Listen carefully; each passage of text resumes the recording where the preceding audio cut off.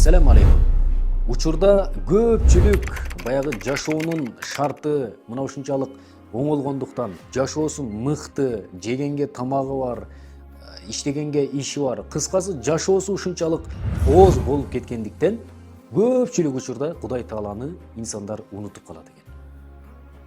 Эмне себептен десе, ал баягы жаратуучусун унутуп, өзүнүн чыныгы ким экенин унутуп калат. Бул учурда албетте инсан өзүнүн инсандык вазыйпасынан алыс кетип калат. Инсан бул дүйнөгө эмне үчүн келди? Эмне үчүн?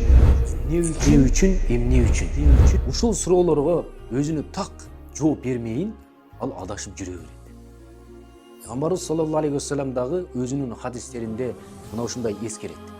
Бардыгы эле инсан баягы Аллах, Кудай дебей калган учурда ар бир эле инсан, ал мусулман болсун, христиан болсун, бүт бардыгы дин карманбасын, бүт бардыгы бир кемеге чогула турган болсо, ар бири өзүнчө бири тиричилигин кылып кете берет.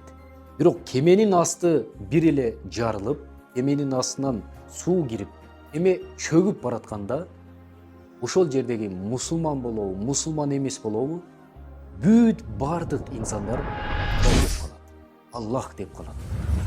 Эмне себептен? Анткени адамдын көзүнө өлүм көрүнгөндө, адамдын оозунда ушул өлүм алынып калганда, баягы өлүмдү көрүп, ага бир болду эми жашоом токтоду го деген бир ой келе турган болсо, ошол учурда гана Кудай деп калат экенбиз. Бирок мындай жашоо жыргалында ушунчалык Аллах Таала өзүнүн неаматтарын берип турган учурда биз Кудай Тааланы унутуп калат экенбиз тилекке каршы.